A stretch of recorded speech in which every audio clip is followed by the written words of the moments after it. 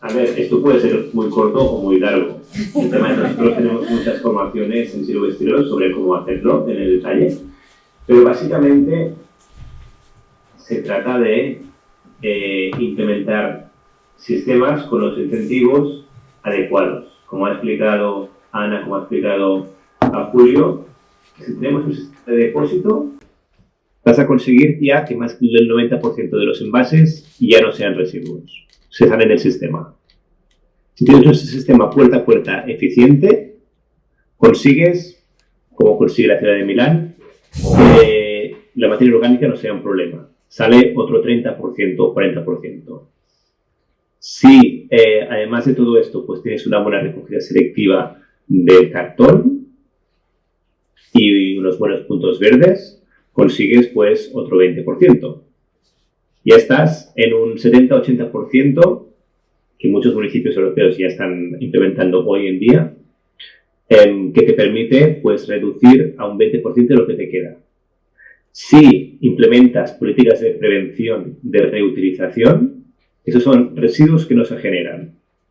Reducimos, en lugar de ser media tonelada por habitante año, que es la media europea, hay municipios donde trabajamos nosotros, donde la generación de residuos anual por persona es de unos 300 kilogramos año.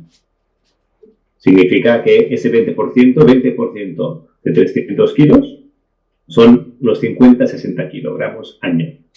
Hoy en día un europeo medio está generando unos 300 kilos de residuos que van a incinerador a vertedero.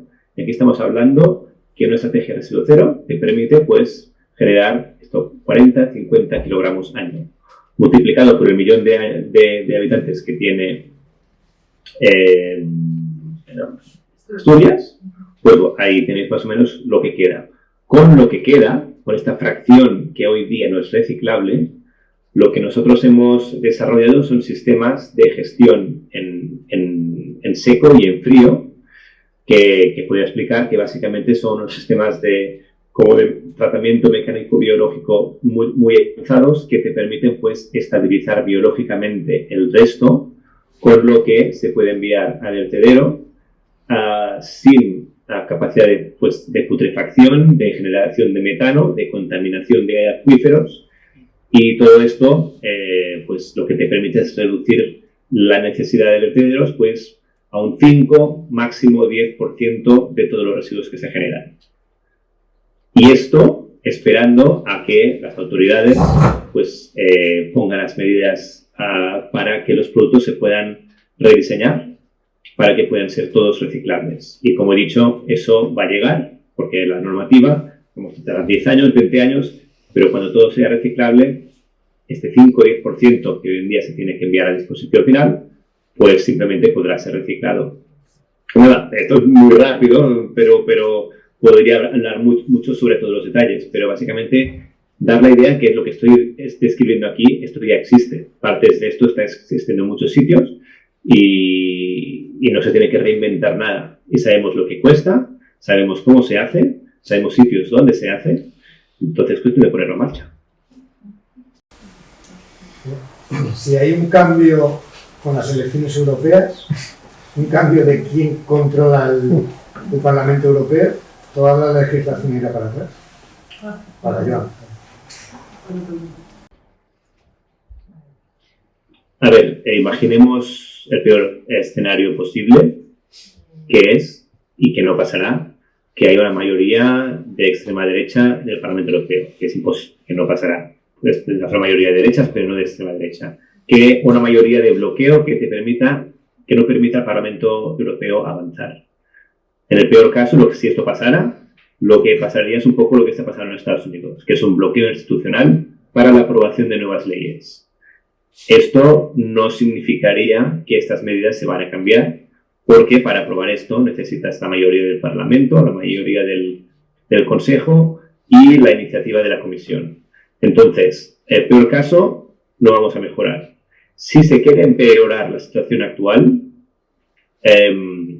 esto vamos a tardar años, porque se tardan años en aprobar nuevas directivas para desmantelar lo que hay. Entonces, evidentemente, sería muy malo si esto pasase. Yo tengo confianza en que las cosas no vayan a ir tan mal como mucha gente pues predice, pero las políticas, las normas que he descrito son el trabajo de años de legislación y no es tan fácil cargárselas de un día para otro. Antes de nada, agradecer las tres intervenciones. Por desgracia, este es un tema antiguo. El tema de la incineración en Asturias se logró frenar desde el siglo pasado. Muchas de estas cosas, estoy haciendo memoria, lo comentabais, en el 2010, Ecologistas en Acción, con otros colectivos, logramos por las circunstancias, pero volvemos a tener la amenaza. Y dos cuestiones que me interesaban, hay muchas, pero una, el tema, por desgracia, y sabemos que funciona en otros ámbitos, de concesiones a empresas muy bien conectadas con los poderes políticos de 30, 40 años. Bueno, ¿qué obligación cuando los objetivos y los retos es reducir drásticamente la generación? ¿Cómo chocaría, pues, bueno, la política europea, las políticas que tendríamos que haber con concesiones como existe en Euskadi de 30 a 40 años? Por un lado, bueno, el lucro cesante y todas las trampas que existen. Y por otro lado, en Compes. ¿Cuál es el papel que juega y de qué manera deberíamos confrontar? Porque yo creo que es uno de los principales frenos al sentido común y a todo el sistema que funciona de manera razonable. Parece que lo queremos la mayoría de los ciudadanos, creo que es verdad, pero en España seguimos como seguimos. Y un comentario, en Asturias se intentó montar residuos cero, no es habitual, bueno, es impresionante la lista de logotipos que aparece ahí. Yo no sé si es bueno o malo, pero en Asturias es que lo intentamos precisamente unos años, bueno, en esa época, hace ya unos cuantos años, y no fuimos capaces. Y desde luego apostar por Solbono. En Compes, ¿de qué manera confrontar? Porque creo que es uno de los principales problemas. Pero no porque la responda Julio, que está más a caso de lo que pasa en Asturias y en España. Concesiones, sí, ¿cómo chocamos? Bueno, hay varias, ¿no? Ahí, efectivamente, hemos comentado sobre las concesiones tan largas, ¿no? En Zubieta se intenta hacer una trampa, ¿no? Es una plan, claro, porque esto es una de las cosas que hemos denunciado. Estos convenios a 30, 40 años, esto es un escándalo, ¿no?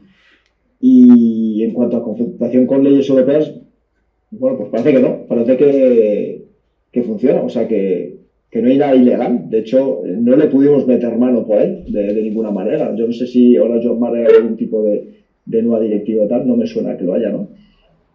Con lo cual, efectivamente, y en el caso de Zubieta lo que se ha hecho ha sido, pues, una planta de gestión, una cosa bastante curiosa, ¿no? Pero que no está funcionando bien, lógicamente, lo estamos viendo todos los problemas, y afortunadamente tenemos ahí, pues, unos compañeros de batalla, que son la gente de Urasos, que, bueno, pues no hacen más que seguir al milímetro cada día lo que está pasando en la planta. Y estaba viendo también lo que habéis presentado de Zero Waste, muy interesante este monitoreo, me parece buenísimo, y una oportunidad, ¿no?, de mostrar precisamente que esto es un despropósito de tal calibre que no hay por dónde cogerlo. Y luego lo que comentas, creo que te refieres a Ecoembes, ¿no? Ecoembes, la mafia de los envases. Ahí también está Ana, que podría hablar. Nosotros llevamos años denunciando sus prácticas, mafiosas, porque es que son así, están metidos en todas partes, manejan muchísimo dinero, tanto es así que tú sacas una noticia o un informe contra esta gente y no te aparece en ningún medio. Nosotros ya nos ha pasado. ¿Por qué? Pues porque Coembes todos los meses dispone de 2 millones, o disponía, el último informe que hicimos, que hace 3 años, disponía de 2,5 millones de euros mensuales para untar en propaganda, publicidad, cátedras, investigación, en fin, o sea, imaginaros, buscar algún medio que no tenga publicidad de Coembes, con lo cual, claro, no se la pueden jugar. Muy pocos medios se atreven a sacarle los colores a esta gente, ¿no? Es que detrás hay 12.000 empresas, desde Coca-Cola hasta yogures Mariloli, como lo estoy inventando, ¿no? Pero claro, bueno, pues no hacemos más que intentar demostrar que mienten y que remienten y que siguen mintiendo. Nosotros lo hemos hecho en varias ocasiones y creo que, bueno, pues ahora es una oportunidad, ¿no? Como ha mencionado Ana, precisamente de esa revisión de esos datos que tiene que revisar el Ministerio, y en breve pues haremos algo también para demostrar que estos datos pues no concuerda con la realidad. Basta con irse a una playa, una calle, un río, o incluso abrir un contenedor de resto y ver que ahí pues la mayor parte de cosas son envases. En verdad, Ana, tú ahí sí que lo puedes ver ahí. Como en respuesta a esta pregunta hace 2 semanas, hicimos una jornada en Madrid, en la sede de la Fundación Biodiversidad, y vino Hugo Morán, el secretario de Estado, que cuando le preguntábamos de los datos siempre era no sabemos, no contestamos, son los datos que nos dan, y por primera vez dijo que necesitaban unos datos reales, irrefutables, para tomar decisiones y tomar medidas. O sea, que por primera vez pusieron sobre la mesa que no se iban a creer los datos que le estaban dando, que nos quedamos bastante sorprendidos todos, porque normalmente era mirar para otro lado. Y entonces, bueno, ahora les diremos, no podéis creeros el 70% y estos son los datos reales. Sí. A ver, yo creo que en todo esto hay un fallo, igual pues a propósito, y el tema de la educación en el tema de los residuos. La mayor parte de la gente no es consciente del problema de los residuos para el medio ambiente, para la salud y toda la repercusión que tiene, ni es consciente del engaño y basa, lo que decían, se deja fluir por la comodidad, porque es mucho más cómodo meter en el todo junto o simplemente hacer una pequeña selección que trabajar. Y después hay una información o falsa información que corre por ahí, no sé de quién interesa, de por ejemplo cuando lo del reciclaje, que se dice muchas veces que no sirve de nada reciclarlo, después llegan a las plantas y hay muchas cosas hay algunas cosas que se reciclan, pero otras que no son reciclables y entonces van después al vertedero. Y eso yo lo escucho por ahí muchas veces. Entonces creo que hay una falta de formación y de información. Bueno, aquí como tenemos el tema de Cogersa y tal, yo creo que habría que intentar reunirse también con quien está ahora en Cogersa y plantear muchas cosas de las que tenéis, porque a lo mejor, igual ahora mismo Cogersa es un poco más receptiva de lo que era antes, porque ahora la persona que está no es la misma. Entonces, yo creo que la formación y la información está muy descuidada, porque simplemente te ponen aquellos contenidos ahí y ni siquiera te dicen muchas veces lo que puedes meter en el amarillo, porque la gente se confunde entre lo que sea una botella o que sea un cristal que te rompió de tu casa. O si te metes, yo lo veo, metes en los del cartón y a veces ves este polispán a la vez del cartón, porque la gente, entre que es cómoda, porque somos todos cómodos, y vas a lo fácil, y que no tienes una formación, una educación ambiental o eso, yo creo que habría que trabajar más en ese tema. No sé si Julio quieres... Sí, bueno, aquí hay muchos temas muy interesantes, ¿no? que has dado. Lo hemos dicho en Coembes. Coembes, en vez de bueno, pues, dedicar el dinero a lo que tiene que dedicarlo, dedica a campañas de autopromoción. Y una de ellas es, lo habéis visto, ¿no? La basura. Recogemos los residuos del campo y tal. Y al final lo que se termina es culpando a la ciudadanía. Claro que tenemos alguna responsabilidad, por supuesto que la tenemos. Y lo podemos hacer mucho mejor. Pero la primera de las responsabilidades tiene que recaer en quien pone esos envases que terminan siendo residuos en el mercado. Si ellos no nos permiten comprar las cosas de otra manera, es decir, con reutilizables y tal, lógicamente ellos son los primeros responsables que al final terminen esos residuos donde terminan. Y luego, lógicamente, que se gasten el dinero, como tú bien dices, ¿no? En esas campañas de información y tal. Esto es un mensaje que está bastante envenenado, como digo, ¿no? Porque desde luego desde el principio ya nace torcido, ¿no? Al igual que esto de que lo que has dicho, ¿no? Lo que en un programa de tele también me preguntan, ¿no? Es que dicen que no hay que separar porque va el camión, lo mezclan todo, lo tiran. Bueno, esto puede suceder en algún caso puntual, pero la norma no es así, ¿vale? No, eso no suele suceder, con lo cual, bueno, pues tenemos que seguir separando. También tenemos que seguir intentando consumir menos envases de usar y tirar, ¿vale? Pero sobre todo que las empresas, en este caso lideradas por quien gestiona sus residuos, que es Ecoembes, nos dé las facilidades. Y de hecho ahí está Ana, llevan décadas boicoteando, y no os podéis imaginar en qué medida, y haciendo todo tipo de juego muy sucio para impedir que podamos volver a devolver el casco, como lo que estamos pidiendo. Una cosa tan sencilla que sea aquí en nuestro país, que en Asturias, pegados con las botellas de sidra o con otro tipo de cosas, se está haciendo. Bueno, pues esto de verdad que ha sido una lucha a muerte, y ha habido ahí, bueno, juego sucio, ahora no es caso de contarlo, ¿no? Pero bastante terrible. ¿Por qué? Porque se están jugando muchos cuartos detrás, y es, bueno, pues un greenwashing, un lavado verde. Parece que están haciendo algo. Fijaros, tú te ves a página, pues hablas de Ecoembes a gente que lo conoce, así sí, son prácticamente una ONG ambiental. Fijaros lo que se llega a decir esto, ¿no? O sea que nos queda mucho por hacer, y en este caso poquito a poco vamos ganando, y al final, bueno, yo malo puedo decir, pero yo tengo la esperanza que al final lo de devolver el casco venga de forma obligatoria a través de alguna directiva europea y nos obliga a todos los estados. Yo espero que aquí lo logremos antes, porque yo creo que ya no lo merecemos realmente. Sí. A mí me gustaría añadir algo. Cuando hablamos con Ecoembes tenemos que acordarnos quién es Ecoembes, porque Ecoembes es la industria organizada detrás. Entonces no quieren la prevención, no quieren la reutilización, y luego Ecovidrio, que tiene como otra cara, y es el vidrio, es algo más amable ambientalmente, pero hemos hablado con ellos para intentar trabajar la reutilización y no la quieren tampoco. O sea que es que ninguno de los dos gigantes, que bueno, al final detrás de Ecovidrio están los mismos, porque está Mao, está Coca-Cola, uno fabricando en vidrio y otro envasando, fabricando. O sea, no quieren ni la prevención ni la reutilización, y el reciclaje que no les cueste mucho, porque sabéis que el contenedor amarillo es lo único que cubre Ecoembes. O sea, todos los envases que van al resto o a la playa lo cubrimos con nuestros impuestos. O sea, ellos solo pagan lo que va al contenedor amarillo, y con lo cual sale muy barato el sistema. Vale, creo que ibas tú, me parece. Sí. Vale, bueno, hola, gracias a las tres por las charlas, han sido muy interesantes. Yo tengo una pregunta para todas, ¿vale?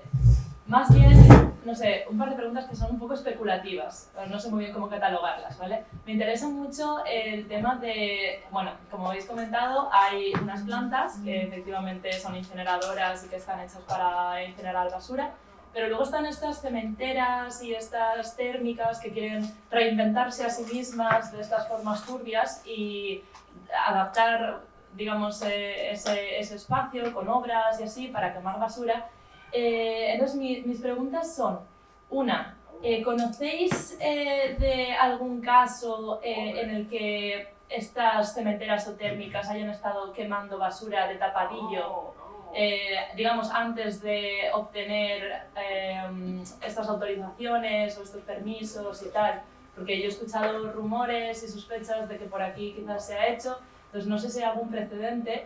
Y luego la segunda pregunta, si es que la respuesta a la primera, que sí, que conocéis algún caso, sería si hay alguna forma de demostrarlo, digamos, hacer estudios un poco así a posteriori y ver si pues, las dioxinas o los residuos que se encuentran en el medio demuestran que esa gente ha estado quemando basura de tapadillo y por tanto ilegalmente, y por tanto se les puede pillar por ahí. Te contesto yo. No conozco ningún caso de esto, de que quemen tapadillo. No quiere decir que no lo hayan hecho, no lo conocemos, desgraciadamente. Sí que sé que hay un movimiento muy importante a nivel estatal, ¿no? Precisamente de colectivos que están luchando en sus localidades, ¿no? Fíjate, estamos hablando que son 36 plantas cementerias, de las cuales 32 o 33 tienen autorización para quemar residuos, o sea, son incineradoras encubiertas. Y hay una plataforma estatal muy potente precisamente para, bueno, pues para luchar contra estas prácticas, ¿no? Y aquí viene el problema, el segundo problema que tú comentas, ¿no? Y de hecho que muchas veces se agarran, bueno, de hecho los administradores se agarran a ello, ¿no? Que lo que está haciendo es bien, ese previo que han hecho, ¿no? No hay estudios previos de cuál era el nivel cero o el nivel previo de contaminación en ese lugar antes de que se empiecen a quemar residuos. Ese es uno de los problemas, ¿no? Ya. Y bueno, pues en esto se agarran mucho. Dicen, no, pues que esta contaminación es ambiental, no sé qué, aquí no se ha aumentado nada. En fin, ahora con los datos que están obteniendo, que por eso digo, y lo vuelvo a manifestar, estoy deseando poder ver ese informe o ese report que estáis haciendo, ese monitoreo, porque va a poner las cosas bastante claras. Es evidente que contaminan. De hecho, hay muchas denuncias en Mareneco, se han denunciado en San Adrián de SOS, nos han llegado incluso filtraciones, ¿no?, de trabajadores dentro, como el día que van a hacer los controles, que se sabe cuando van a hacer los controles a administraciones, van una vez o dos al año, como mucho, se sabe cuando ven, entonces preparan, fijaros, preparan qué basura van a quemar, preparan los filtros, aumentan las temperaturas, o sea, fijaros, o sea, a ese nivel, eso me ha llegado a mí, filtrado por trabajadores de la Parlamento de San Adrián, están dando pruebas y denuncias precisas por esto. Sí. Por lo cual, desgraciadamente es muy difícil no saberlo. Y es que tienen todo les ampara, incluso todas las administraciones, o sea, les defienden. Es una cosa alucinante, ¿no?, en contra precisamente del clamor ciudadano. Bueno, creo al fondo. Hola, buenas tardes. Yo también agradecer enormemente que hayan dado la oportunidad de hablar de este tema, pues sumamente interesante. Mira, tengo... vale. Tengo una curiosidad y es saber si se ha hecho algún estudio del impacto, de la incidencia porcentual que puede tener el tema del turismo, el sector turístico, por estados dentro de la Unión Europea, porque es casual, mapa que se salió antes, que casualmente los estados del norte de Europa, ¿no?, Escandinavia básicamente, pues tienen un mejor sistema no solamente de recogida, de reciclaje y tal, y de depósito y tal, sino de uso, o sea, reducen y lo hacen mejor en todos los sentidos. Y aquí, pues, claro, somos un estado básicamente turístico y entonces, pues, así nos va. Entonces, quiero saber si se han hecho estudios de el impacto que supone o la incidencia porcentual que supone el turismo a la hora de, pues, que tengamos todo este problema, o el que en otros sitios se ve que no tienen tanto, ¿no? Que también tienen turismo para el norte de Europa, pero seguro que como aquí no, o como los países de la ribera del Mediterráneo. Entonces, quiero saber si se ha estudiado ese tema, la relación turismo con el problema de el problema que tenemos de la recogida de los residuos básicamente plásticos. Voy a hacer un hincapié. O sea, yo no conozco que haya un tipo de estudio relativo o directo, ¿no? Lógicamente, al haber turismo, fijaros, el año pasado, 2023, los datos, turistas extranjeros que vinieron a nuestro país, 85 millones de personas. Lógicamente, pues consumen a diario y tiran basuras, o sea, prácticamente duplican la población, por lo cual está claro que incide. Lógicamente, no en todos los sitios igual, no es igual en Ciudad Real que puede ser Barcelona o que puede ser Oviedo, ¿no? Lógicamente. Yo que hable de eso, igual Joan Marc nos puede aclarar algo más. Bueno, yo los estudios que conozco tienen que ver con la contaminación de cruceros, ese tipo de cosas que sí que se ha hecho. Sí que hay ciudades como Barcelona que sí que han medido el incremento de la basura. Bueno, de hecho, ahora que lo pienso, sitios turísticos como puede ser, por ejemplo, la isla de Cerdeña, donde hay una estrategia de residuo cero, lo podemos ver porque hay la estacionalidad. Y la estacionalidad quiere decir que hay una época donde tienes más gente, hay más residuos, y luego tienes que adaptar, pues, evidentemente, la gestión, la recogida, la frecuencia, los volúmenes a la producción de residuos, la generación de residuos. O sea, eso normalmente los gestores de residuos lo tienen bastante por la mano, de esa forma que saben en qué sitios se van a generar más residuos, etc. Solo decir, relativo a esto, el tema de lo que es la capacidad incineradora. En el sentido que nosotros, como Zero Waste Europe, sí que hemos hecho un análisis de decir, con todas las plantas incineradoras que tenemos en Europa, hay necesidad de construir más. Porque no olvidemos que la legislación europea permite el envío de residuos, si se quiere, desde Oviedo hasta Estocolmo para quemar. Lo que quiero decir con esto es que hay incineradoras en el norte de Europa que están teniendo que cerrar porque les falta combustible, O sea, tú te vas a Copenhague y lo que están quemando básicamente es basura que viene de otras partes. La incineradora de Mallorca está importando basura, etcétera. Pero yo creo que no sé si esto lo habéis explorado también en Asturias. ¿Qué capacidad se sobreentiende que estas incineradoras para gestionar la capacidad entiendo que es de Asturias, pero yo creo que en España hay suficiente capacidad, o en España o alrededores, pues para gestionar la transición sin añadir nueva capacidad incineradora. El problema real es, ¿tenemos los sistemas para que esto pase? Y eso quería referirme a la pregunta que se ha hecho antes sobre el tema de la educación ambiental. Las mismas personas que son incapaces de reciclar aquí, tú te las llevas mañana a Alemania, a Milán, o a Hernani, a Torrelles de Llobregat, etc. Y simplemente porque el sistema es distinto, los incentivos, la facilidad, etcétera, es distinta, esa gente con la misma educación, con un poco de instrucciones, resulta que va a reciclar 4 veces más. O sea, el problema no es la gente, el problema es el sistema. Si el sistema se plantea bien, funciona. Con turismo, sin turismo, etcétera. Si el sistema se plantea mal, pues ya te puedes gastar el dinero que quieras en educación, y ahí está, pues ves, mucho dinero en educación o promoción sin ningún resultado. Porque el problema no es la comunicación, es realmente el sistema, y luego la comunicación ayuda, pero no puedes obligar a la gente a aprender cosas que no tienen ningún sentido. Quería preguntaros sobre 2 temas, por una parte la gestión de la materia orgánica y por otra parte la gestión de los plásticos. Aquí en Asturias la gestión de la materia orgánica, como contenedor marrón, exige presentar una tarjeta ciudadana para poder verter. A la vez no hay una directiva o una directriz clara por parte de Cogersa, en este caso, el Ayuntamiento de Gijón, para la utilización de la bolsa. No se sabe si puedes utilizar una bolsa de plástico o no, y de hecho se están utilizando bolsas de plástico. La gestión que hace después Cogersa es una biometanización, o sea, es por vía húmeda.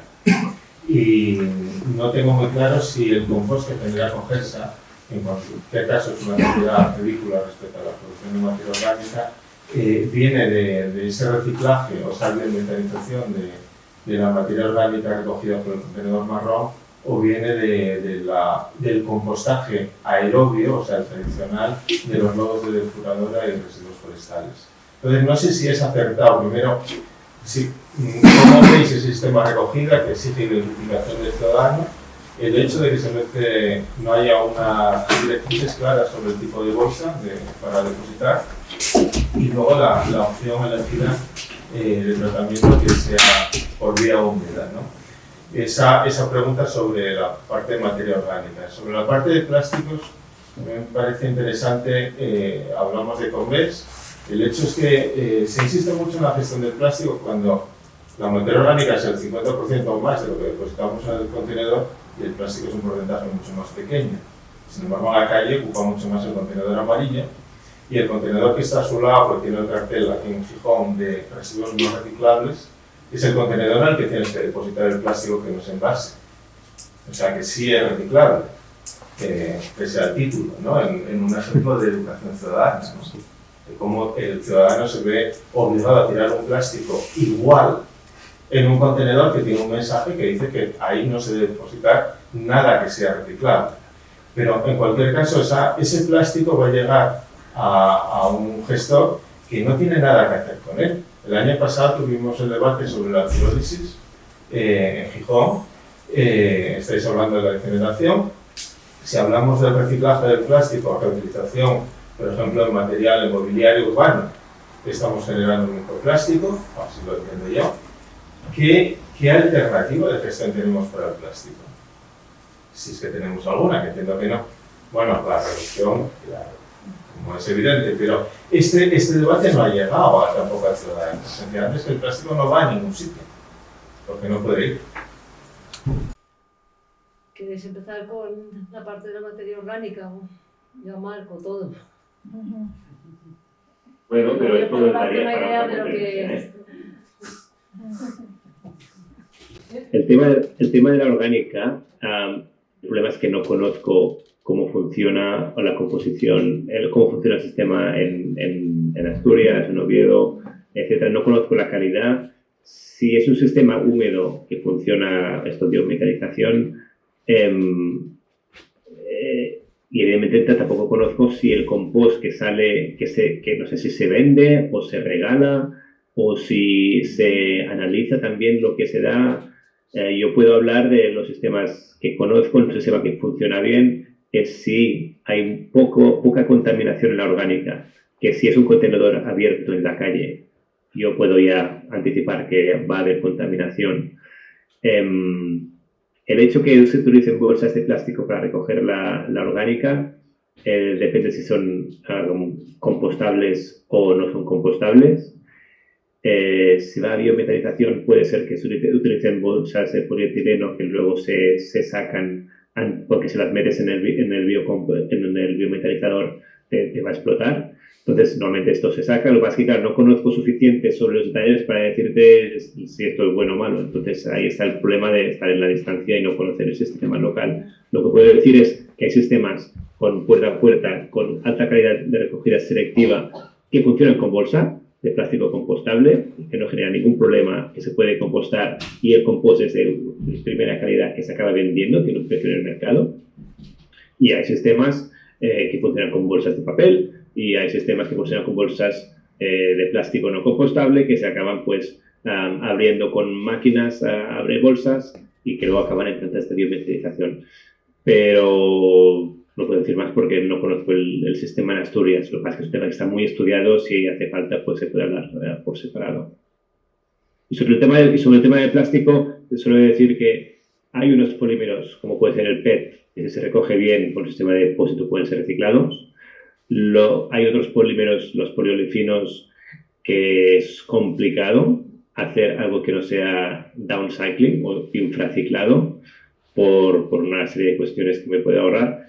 Pero es verdad, en la reciclabilidad del plástico, nosotros que lo hemos mirado mucho, lo hemos estudiado mucho, la reciclabilidad real es baja o mala. Y esto contando, mirando hacia otro lado, cuando se trata de todos los tóxicos y aditivos y falatos y otro tema, aditivos tóxicos que hay en los plásticos.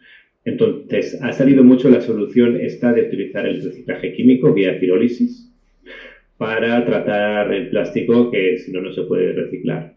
Esto también daría para otra conferencia porque la pirólisis de siempre ha sido incineración y ahora se ha vuelto a poner de moda como reciclaje químico, pero no deja de ser pirólisis que utiliza muchísima energía, genera muchísima contaminación y al fin y al cabo lo que se acaba reciclando es miseria, menos de un 15 o un 20% máximo.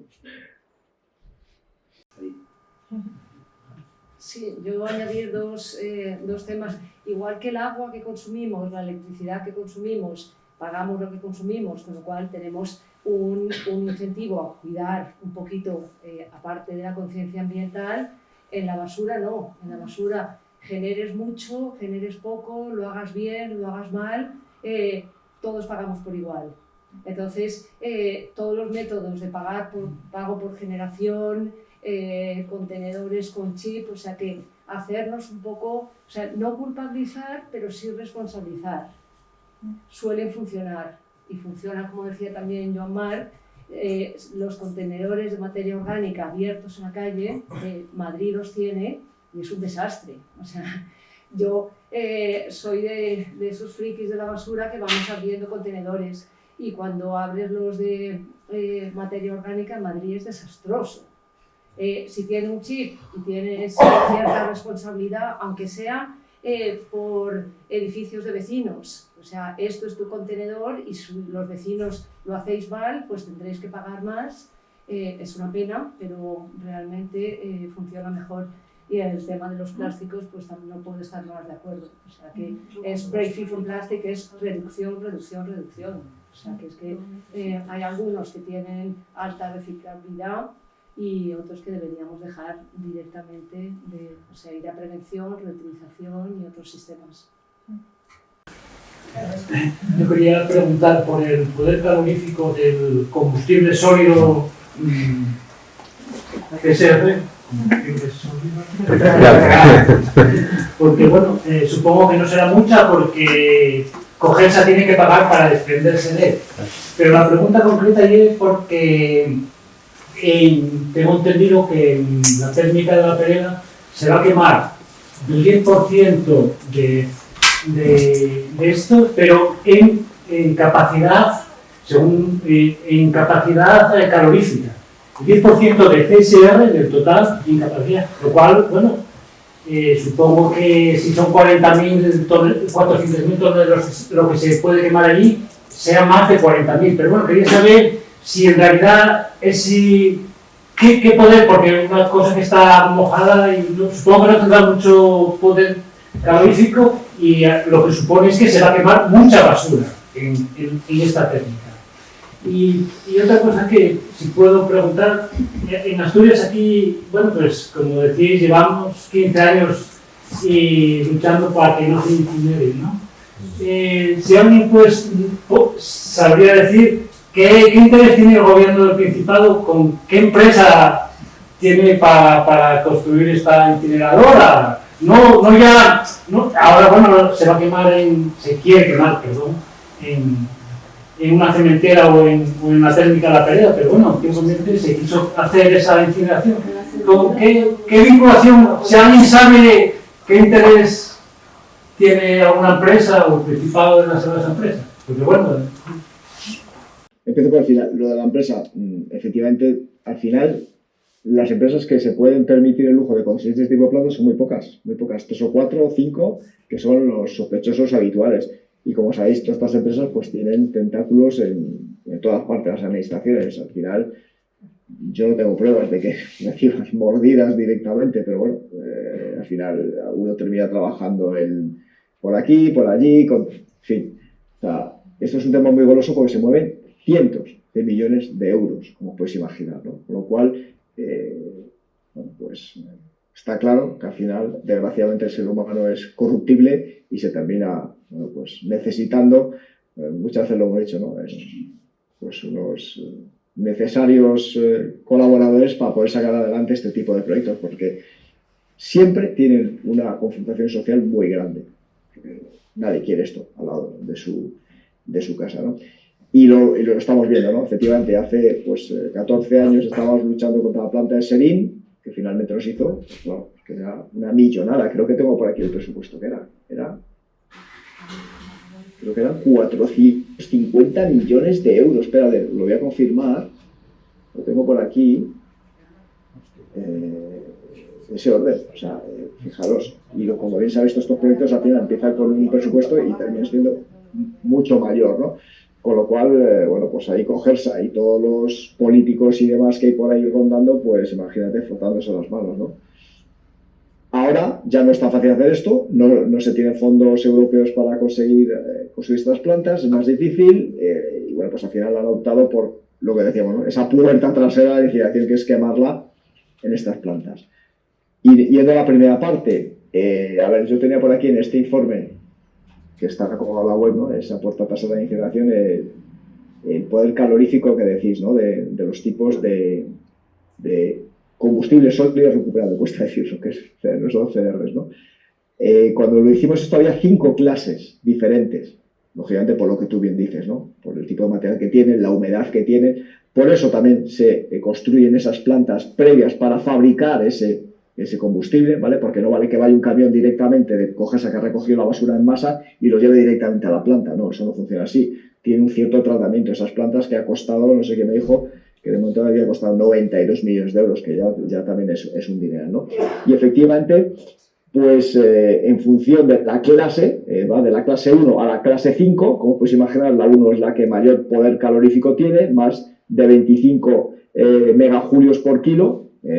Os pongo el poder calorífico, por ejemplo, del coque del petróleo, que es lo que queman estas plantas, por lo menos las cementeras, es de 32,5 megajulios. El del primer CR de calidad más alta es superior a 25, pero lógicamente no llega del carbón. Pero es que el de menor calidad, el de la clase 5, tiene apenas 3. megajulios, ahí será pues de cualquier tipo de cosa, pero claro, en función de que nos vamos moviendo por estas clases cada vez mayores, también va aumentando a unos de sus contaminantes, por ejemplo, por lo que se le permite, ¿no? El cloro o el mercurio, fijaros, ¿no? Que lógicamente son contaminantes. Entonces, pues se tiene que ajustar estas clases a esas mezclas que hemos dicho, ¿no? Que os dije, ¿no? De madera, 12%, papel, cartón, textiles, plásticos, otros que al final va a ser pues, materia orgánica, lodos de depuradora, en fin, pueden ser muchas cosas que estén quemando ahí y se tendrá que ajustar a ese tipo de clases. Y esto es un poco los codes caloríficos. Si lo queréis ver, está en el informe este, como digo, que lo podéis encontrar en la página web de Greenpeace, que se llama la puerta trasera de la incineración. CRs, puerta trasera de la incineración, vamos. O sea que ahí lo tenéis, ¿vale? Vale, ¿alguna pregunta más? No sé si... Una pregunta corta. Ya la última vez. Sí, sobre todo un poco a Julio. Habías hablado de la puerta trasera de la incineración y hablabas que había autorización para 30 cementeras en el estado. Aquí en Asturias tenemos 2 cementeras, una aquí al lado, en Agoño, y otra en Tudela-Beín, y curiosamente para mí la maneja pues, el grupo empresarial que tiene más poder en esta región. Estamos hablando de lo que va a pasar en la Pereda, tenemos una plantona que para mí es una máquina de fabricar combustible sólido recuperable, la plantona esta que se nos acaba de quemar, pero si opináis que este sistema que tenemos ahora al final va a acabar siendo una máquina de hacer combustible sólido recuperable, que a lo mejor no se quema la Pereda, pero se acabará quemando por nuestros amigos del grupo Masabeu. Y que bueno, cuando tienen poco dinero les daremos todavía más, no lo sé. O que acabemos quemando este combustible pues, en alguna de las otras 11 incineradoras que hay en el estado, o en Copenhague, o en Berlín. Pues no sé, que nos deis vuestra opinión. Bueno, no es que haya autorizado, es que hay. Los últimos datos que tenemos que no los hemos actualizado, los podéis actualizar seguramente en la página web de Oficemen, que es la patronal o el lobby de las cementeras en España, ¿no?